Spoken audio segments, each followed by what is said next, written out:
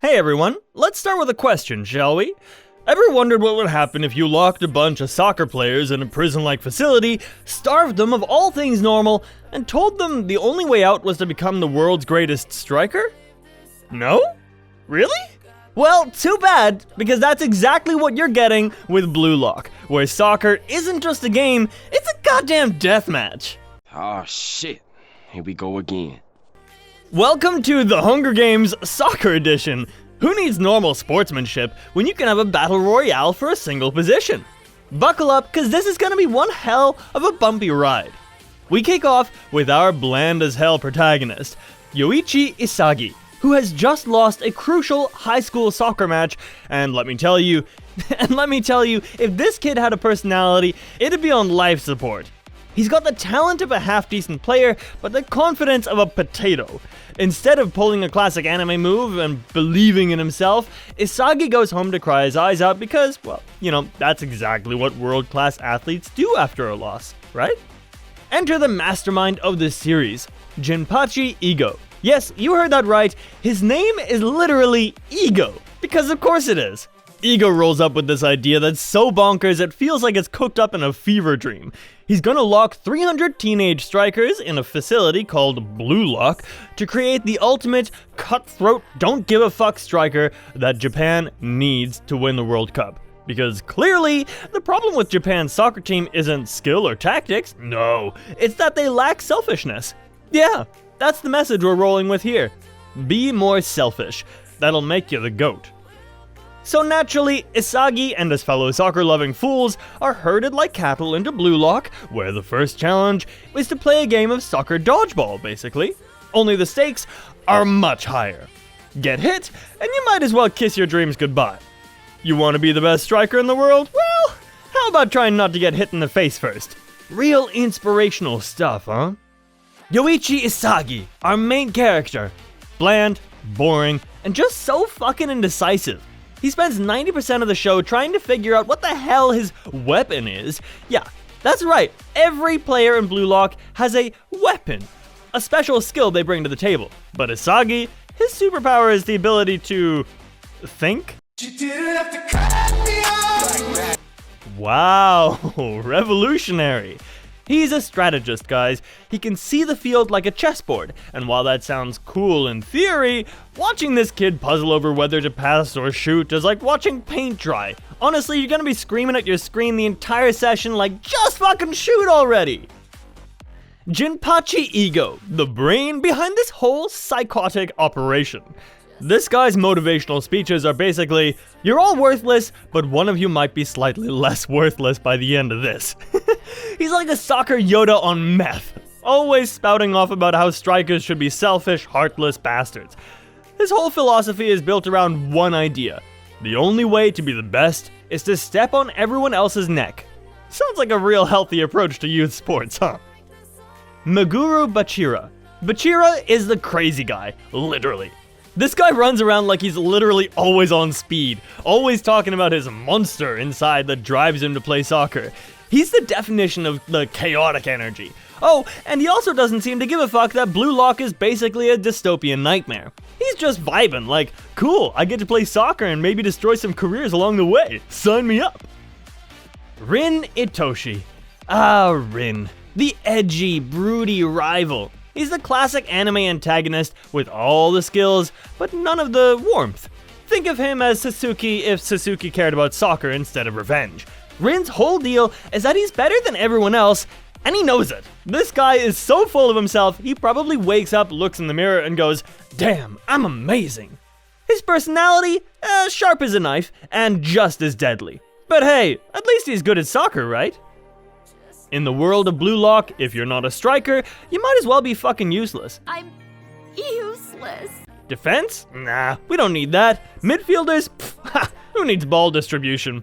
The only position that matters here is striker, because the Blue Lock facility was apparently designed by someone who thinks passing the ball is for cowards. But here's the kicker. These kids are straight up fighting for their careers. If you lose in Blue Lock, you don't just get a slap on the wrist, you get booted the fuck out. For good. That's right, your dreams of becoming a professional soccer player? Gone. Vamos. Bye-bye. So yeah, the stakes are about as high as Ego's ego. And let's talk about the training. It's not enough that they play soccer, they've got to do it under the most absurd conditions. Here's a giant maze, play soccer in it. Oh, and by the way, we're gonna lock the doors halfway through for dramatic effect. If that's not enough, there are these weapons they keep banging on about. Apparently, every striker has a secret skill that makes them special, but it feels more like a Dungeons and Dragons game than a sports anime. You've got a +5 to passing, but your dribbling skills are trash. Good luck out there, champ. As the rounds continue, the players face a series of increasingly absurd challenges. One such gem involves a match in which they're not just playing soccer, they're playing a twisted version of Capture the Flag, but with goals and way more betrayal. Like, forget teamwork, let's see who can stab their friends in the back the hardest. In this round, Isagi finally manages to score a goal, but not before throwing his teammates under the bus. Sorry guys, I needed to prove I could do this alone. I mean, if that's not a metaphor for the corporate world, I don't know what is. So much for camaraderie. These kids are willing to throw each other into the metaphorical Shark Tank without a second thought. But how about the most iconic moment? When Isagi realizes that passing the ball is a waste of time, We don't do that here. and decides to go full-on glory hog. He scores, but at what cost? His teammates are left fuming, ready to pummel him into the ground, watching their faces like witnessing the aftermath of a bad breakup. The betrayal is palpable. It's like, yeah, you might have scored, but you just made a ton of enemies, dude. Hide. Let's talk about the character dynamics in the dysfunctional team you love to hate. Isagi and Bachira have the weirdest bromance ever. Isagi is all strategic thinking and doubt, while Bachira just wants to dribble around everyone like a cracked out toddler on Red Bull. They're polar opposites, yet somehow they make it work. It's like watching a turtle try to team up with a cheetah. There is also Rin and everyone else, literally. Rin Itoshi has exactly 0 friends, and it's not hard to see why. The guy's an asshole on the field and off. He's the guy who ruins your party just by showing up, but he's good at soccer, so they kinda have to deal with him. He's like that guy in high school who's a total jerk, but somehow still gets invited to all the cool parties. Okay, so remember how I mentioned that everyone in Blue Lock has a weapon? He's a weapon. Yeah, that's exactly as pretentious as it sounds. Each character has some mystical soccer ability that makes them special. It's like someone took a standard soccer player and said, what if we gave them superpowers, but made them just believable enough that it doesn't cross into fantasy? For Isagi, it's field vision, which is basically a fancy way of saying he can read the game like a chessboard. Too bad he spends so much time calculating his next move that he forgets to actually play. But Chira's weapon? Dribbling.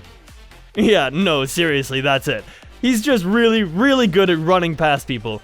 And Rin? Well, Rin's weapon is being fucking good at literally everything. Classic.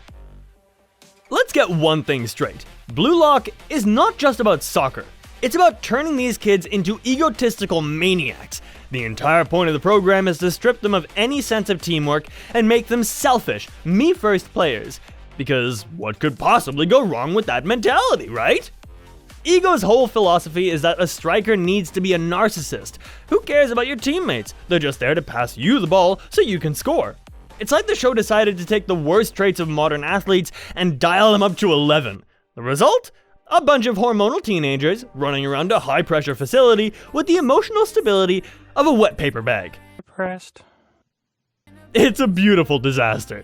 Now, you might be thinking, is Blue Lock actually good? Or is it just a train wreck that I can't look away from? And the answer is yes. Yes. It's both. It's a show that takes the typical sports anime formula and throws it out the window, replacing it with something so insane you can't help but watch. The stakes are higher, the characters are borderline psychotic, and the soccer? Well, I mean, it's something. But what makes Blue Lock special is that it leans into the absurdity. It knows it's ridiculous, and it owns it. The show isn't trying to teach you the values of teamwork. In fact, it's kind of doing the opposite. Instead, it's a twisted, hyper-competitive world where only the most selfish, ruthless players survive.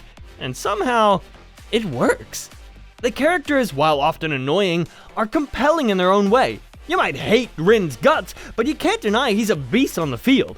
You might want to slap Isagi for his indecisiveness, but you're also rooting for him to figure his shit out. And Ego, well, he's just the puppet master pulling the strings, and you can't help but wonder how far he's gonna push these kids before they snap. As of now, Blue Lock has wrapped up its first season, which aired in late 2022, and let me tell you, it was a freaking roller coaster of emotions. Mostly anger at the characters, but hey, that's still something. But don't get too comfy. The hype train is far from stopping. Season 2 has been confirmed, and it is ongoing. So get ready to see more of those ridiculous narcissistic kids scream at each other while they play soccer like it's the most important thing in the world. Because, apparently it is. I think so. Now, let's talk about the animation. Blue Lock has been praised for its top-notch quality, and honestly, it deserves the accolades. The fluidity of the soccer scenes is so slick, you might actually forget you're watching an anime and not a high-stakes World Cup match. It's like they took the entire budget and threw it at the animation team while saying, "Make it look sexy!" The character designs are sharp, the vibrant colors really pop, and if you thought the animation in other sports anime was impressive, just wait until you see the intense facial expressions in Blue Lock. Seriously, these kids look like they're about to either score a goal or have a mental breakdown at any given moment. Now, let's get real for a second. When you compare Blue Lock to other sports anime, it stands out in the most chaotic of ways. Shows like Haikyuu focus on teamwork and camaraderie, which is adorable, but in Blue Lock, teamwork is for suckers. The show's entire premise is about being the ultimate egotist. If Haikyuu is your mom cheering for you at your first soccer game, Blue Lock is your abusive coach yelling at you to be better or get the hell out. And honestly, that's kind of refreshing, right?